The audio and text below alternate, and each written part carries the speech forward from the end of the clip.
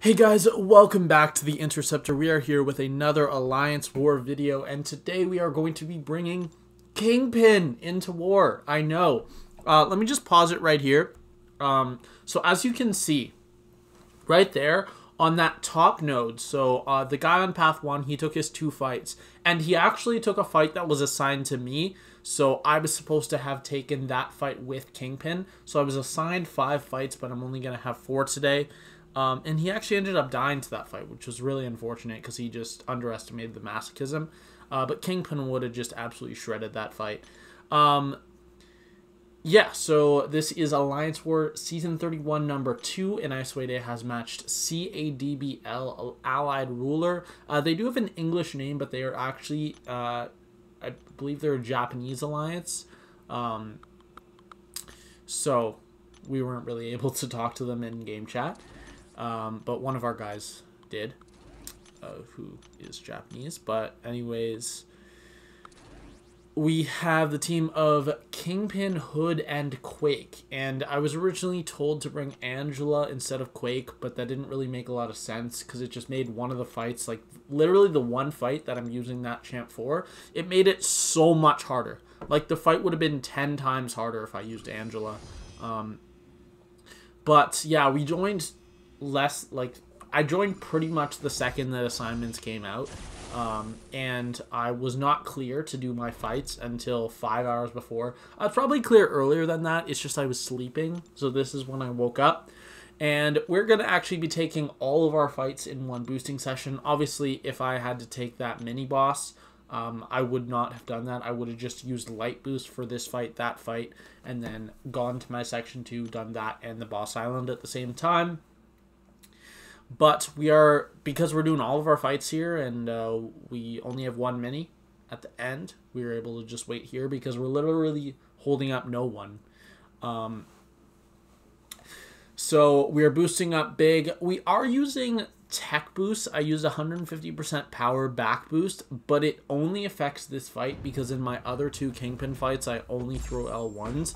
And the reason I used it in this fight, I knew that the L2 would give smolders to Human Torch, but I just thought that it was worth it because of the damage and how fast the fight was.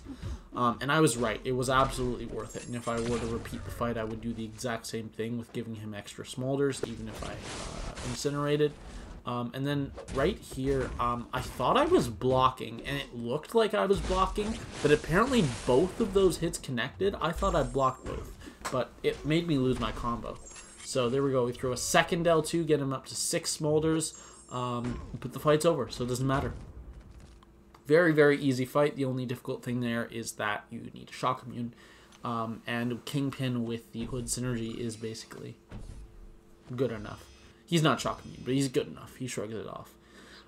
So now we will do our section 2, and we are going over to path 9 section 2, which used to be the window of opportunity stun.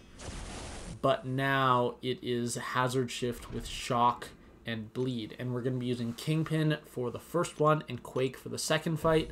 The first fight actually has one eye open, or else I would also be using Quake here. Because I do believe she is a better option than Kingpin for this fight. But if you guys know, like, I'm sure that you guys know, I am not a fan of Kingpin. In fact, I am quite the opposite. I dislike him very much. Not very much. Like, yeah, I'm exaggerating. I like Kingpin. I am just realistic about his use. And I don't think that he is the insane champion that some people think he is. I just think those people are crazy, to be honest. He's good. He has his use. But let's not exaggerate it. So, anyways, we're doing this fight, and he does get fights done pretty quickly. I'll give him that, but he's just not all that for me. So I knew that the L1 degen would kill, so I just let him die on his own. I used Mole Man last war, and to be honest, I really preferred that to using Kingpin this war. I do think Mole Man is a better champion than Kingpin, but doesn't matter. I used Kingpin today. Could Mole Man have done all 3 of my Kingpin fights? Yes. Yes, but it wouldn't have been fun. He was probably a faster option for one of the fights, and a better option for only one of the fights, but it doesn't matter.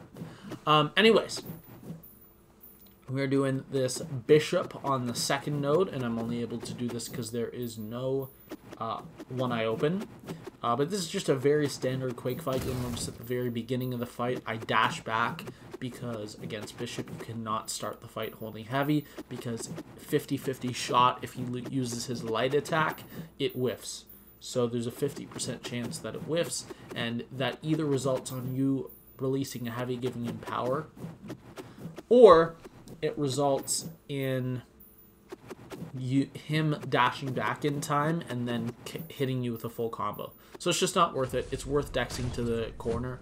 That is a very rare thing. There's only like 2 or 3 champions in the entire game that have that. The only ones that come to mind are Red Magneto. It does not happen with White Magneto for some reason. I don't know why. It happens with Red Magneto, MODOK, and Bishop. I don't know any others. Those are the only 3 I can think of. But we are going to our last fight here, which is going to be a rank 3 6-star Spider Ham on the Hazard Shift mini boss, Stun Immune. So this is a pretty simple fight. Class advantage. Kingpin hits hard. Don't have to worry about the Hazard Shift. We're throwing on Vulnerability Boost just because I know that his heavy hits really hard. And it's a really fast animation, and it can really catch you off guard. But yeah,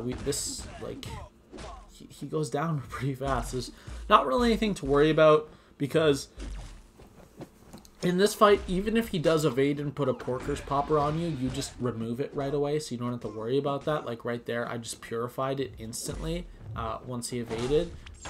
So yeah, we throw the L1, and now we have he has a reduced chance to put the debuffs on us for Hazard Shift. So right there, I was worried that he might evade my last hit in the combo, so I went back and I threw the L1, because even if he evaded it, it wouldn't matter, because at least I don't take the Porker's Popper damage. But here we go in for one final combo. I think he dies off this combo. Yeah.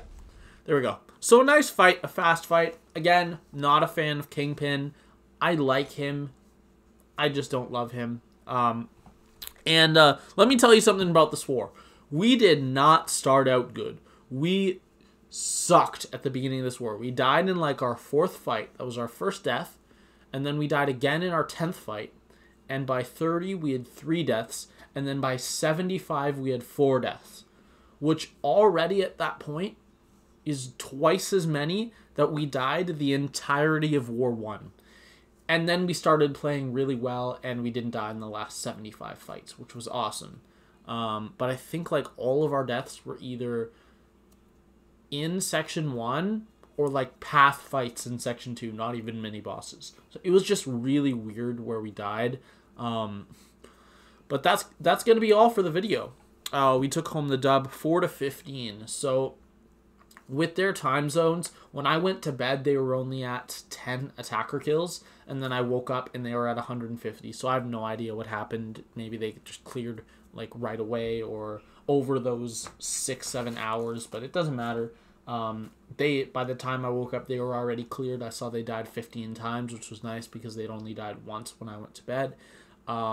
They are usually a Platinum 1 Alliance, so we did not expect a crazy number out of them. We thought that sub 10 would get us the win for sure. But that is going to be the end of this video. We are now 2-0 on the season. We have a death total of 0 still. Our PSR is at 8 out of 8, 100%. Would have been 9 out of 9 because I was assigned 5 fights this war, but that's fine. Someone else took it. Deathless streak is up to 37. So that is going to be all for today. I hope you guys enjoyed, and I will see you in the next video. Bye.